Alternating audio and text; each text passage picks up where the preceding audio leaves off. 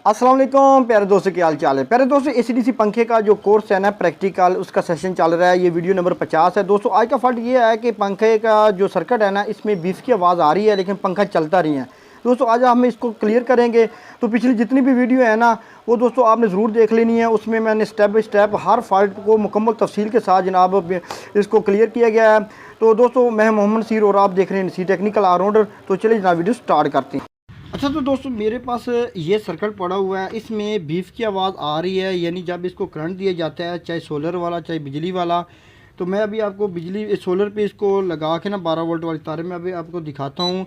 तो ये देखिए इसमें बीफ की आवाज़ आई है लेकिन पंखा अब नहीं चल रहा। दोस्तों इसके जब इस तरह बीफ की आवाज़ आई ना, पंखा ना चले, तो तकरीबन 2-3 मसले हो सकते हैं। सबसे पहली बात तो ये होती है कि इस तरह आवाज़ आए, पंखा ना चले, तो पहले नंबर पे तो आप रिमोट से भी आपका पंखा बंद हो सकता है। तो सबसे पहले आपने रिमोट से चेक कर लेना है। दूसरे नंबर पे ना यहाँ पे छोटी रजिस्टेंस लगी हुई है, ये R050 की लगी हुई हैं, लेकिन R025 की भी लगी होती हैं, R010 की। वो भी अगर ख़राब हो तो इस तरह जो है ना आवाज़ पंखा देता है बीफ की, लेकिन चलता नहीं है। तीसरे नंबर पे सबसे जो अहम मसला होता है ना, वो दोस्तों बीफ की आवाज़ आती है लेकिन पंखा नहीं चलता। तो दोस्तों वो मसला हो सकता है ये जो एफटियाँ लगी हुई हैं इसमें। अब ये जो एफटियाँ हैं ना, इसको कैसे चेक करते हैं मैं भी आपको मुकम्मल तरीक़ाकार बताने वाला हूँ। क्योंकि ये जो एफटियाँ है ना, इसमें अक्सर जो है ना शिकायत आती है, जिसकी वजह से पंखे जो है ना वो बीफ की आवाज़ देती हैं लेकिन चलते नहीं हैं, और बहुत सारे लोग सर्किट को ज़ाया कर देते हैं। तो अभी मैंने चेक किया हुआ है, इसके जनाब रिमोट से भी ये ऑन है, और इसकी रेजिस्टेंस से जो है ना चेक किए हैं वो भी ठीक है। अब तीसरे नंबर पे ये इसकी एफटियाँ रह गई हैं, ये अभी हम चेक करते हैं। तो आज हम चेक करेंगे इसके एफटियों के इस मीटर से। तो मुकम्मल तरीक़ाकार आपको बताऊंगा, क्योंकि ये सुई वाला मीटर जो है ना वो आजकल इस्तेमाल नहीं होता, ज़्यादातर ये जो है ना डिजिटल मीटर इस्तेमाल होते हैं।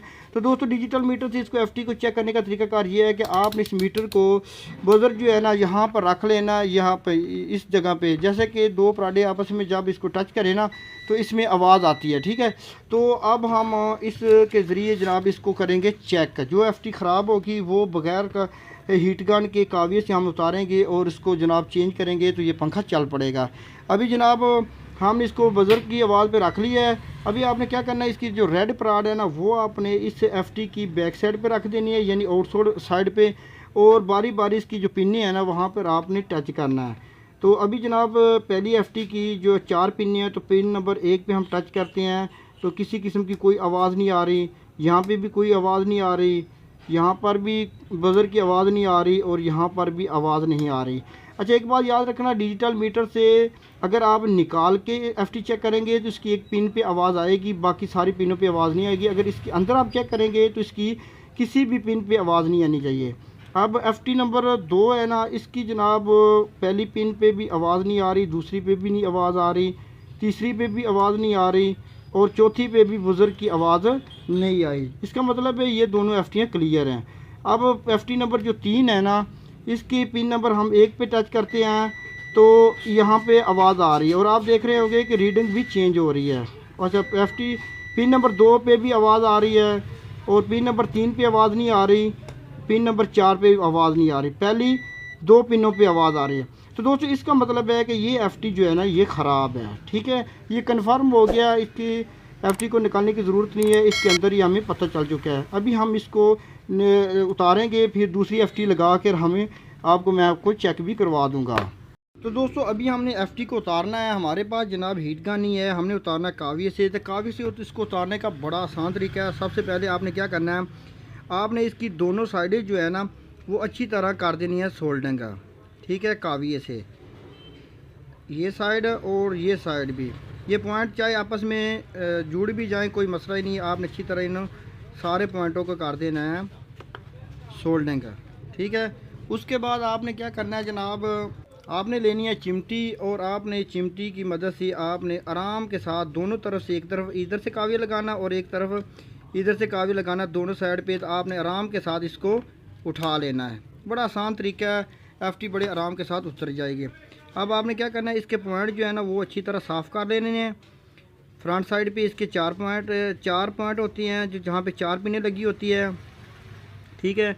तो इस तरह आपने इसको साफ़ कर लेना, चाहे आप पेट्रोल भी लगा सकते हैं। उसके बाद मैं जनाब किसी दूसरी सर्किट जो है ना उससे मैंने ये एफटी निकाली है, और ये एफटी मैं यहाँ पे बिल्कुल उसी तरह लगा देता हूँ जिस तरह मैंने उतारी है, और कोई मुश्किल नहीं है। आराम के साथ आपने पहले इसकी बैक साइड पे जनाब काविया रख के आपने इसको प्रेस कर लेना है, ठीक है। उसके बाद आपने इसको थोड़ा सा ठंडा होने देना है, और उसके बाद आपने इसके जो फ्रंट वाले पॉइंट है ना, वो आपने अच्छी तरह इसकी सोल्डिंग कर लेनी है। ये ख्याल रखना है कि आपकी जो ये काविया की बिट है ना, ये बारीक होनी चाहिए, ठीक है ना। ऐसा चूंज इसकी जो है ना वो बिल्कुल बारीक हो।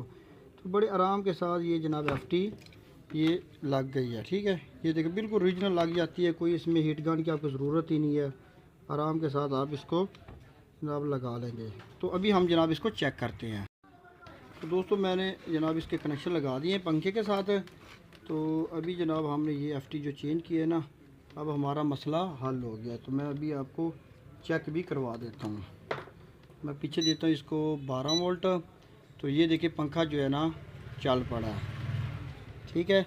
ये जस्ट एक छोटी सी एफटी जो है ना, उसकी वजह से सारा काम जो है ना ख़राब हुआ था। ये एफटी ख़राब निकली इसकी। ये एफटी ये आपने को किसी भी सेकंड हैंड सर्किट से मिल जाएगी, आपको नई लेने की ज़रूरत बिल्कुल नहीं है। कोर्स देखने के लिए हमारे चैनल को जनाब फॉलो कर लें पक्का। दोस्तों मुझे दी इजाज़त, अल्लाह हाफिज़।